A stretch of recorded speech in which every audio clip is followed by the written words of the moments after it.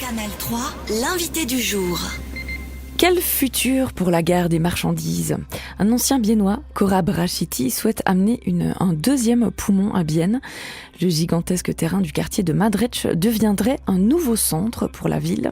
Papa de 34 ans, Korab Rachiti est spécialiste en risque de sécurité et qualité et habite depuis peu à Gerolfingen. Il explique son envie pour cette zone au micro de Julie Marty. Je pense que la stratégie ici, c'est de commencer par étapes. Et la première étape que je propose, c'est de voir si on peut construire un parc dans un endroit de ce quartier-là.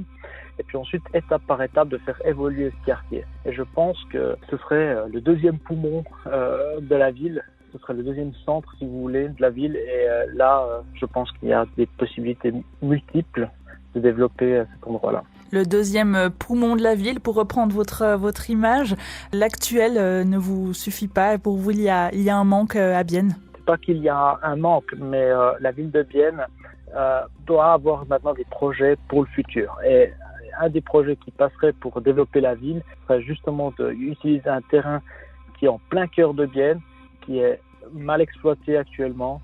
Et je pense qu'il y a des idées et des projets qui peuvent être faits sur ce terrain-là pour développer la ville. Je vous rappelle qu'en 2050 environ, la population suisse sera environ de 10 millions. Donc il faudra du terrain pour loger tout le monde. Depuis une année maintenant, vous n'habitez plus à Bienne. Pourquoi est-ce que vous pensez à ce projet-là maintenant ? Alors, nous arrivons à la fin d'un cycle à Bienne où le contournement de l'A5 a été annulé, où Aglolac est disputé. Et je pense qu'il faut maintenant une vision de moyen long terme pour la ville de Bienne et pour les Biennois, afin d'avoir des perspectives pour cette ville. On ne peut pas s'arrêter. C'est pour ça que je m'intéresse à la ville de Bienne, parce qu'elle influence l'ensemble de l'agglomération. Vous vous êtes lancé en politique donc en août 2020 en rejoignant le parti de l'UDC. Pourquoi avoir rejoint ce parti-là en particulier ? Je rejoins le parti de l'UDC car pour moi, c'est le parti qui présente le plus la liberté. La liberté est pour moi indispensable, elle est importante, elle n'est pas négociable. Et autant qu'habitant de Gerolfingen, quand je dois me rendre à Bienne, dans un quartier, parce que je dois porter mes enfants, après ensuite aller chercher mes parents, et j'ai envie de me déplacer par exemple en voiture, je sens qu'il y a une atteinte à ma liberté de me déplacer par des décisions souvent incomprises. Et c'est pour cela que je me suis engagé auprès de l'UDC. C'est plutôt pour l'orientation, la liberté d'entreprendre et de faire. Et puis, vous êtes actuellement spécialiste en risque de sécurité et qualité. Mais est-ce que faire de la politique votre métier, c'est dans vos projets, c'est même un objectif ? Alors, c'est pas un objectif à court terme, mais à moyen terme, c'est un objectif pour moi.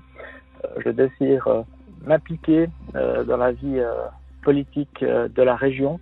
Et sur les réseaux sociaux, vous avez parfois eu des échanges assez vifs ou du moins assez critiques. Vous avez notamment fait un photomontage avec le maire Éric Fehr ayant un nez de clown. Quel usage est-ce que vous avez finalement des réseaux sociaux ? Les réseaux sociaux permettent de s'exprimer, d'exprimer une opinion libre. Ensuite, bien sûr, je prends toujours un petit peu le maire de la ville de Bienne, Éric Fehr, un petit peu en partie, parce que j'ai l'impression qu'il ne sort pas de sa zone de confort. Et j'aimerais justement le pousser à ce qu'il montre, ce qu'il aille de l'avant pour cette ville, pour cette région aussi. Et c'est pour ça que j'utilise parfois la caricature. Et pour ça, ça fait réagir. Et quand ça réagit, il y a débat. Et quand il y a débat, il y a démocratie. Korab Rachiti au micro de Julie Marty. En plus de l'idée de la gare des marchandises, il aimerait proposer un projet de train urbain qui desservirait la vieille ville. L'invité du jour.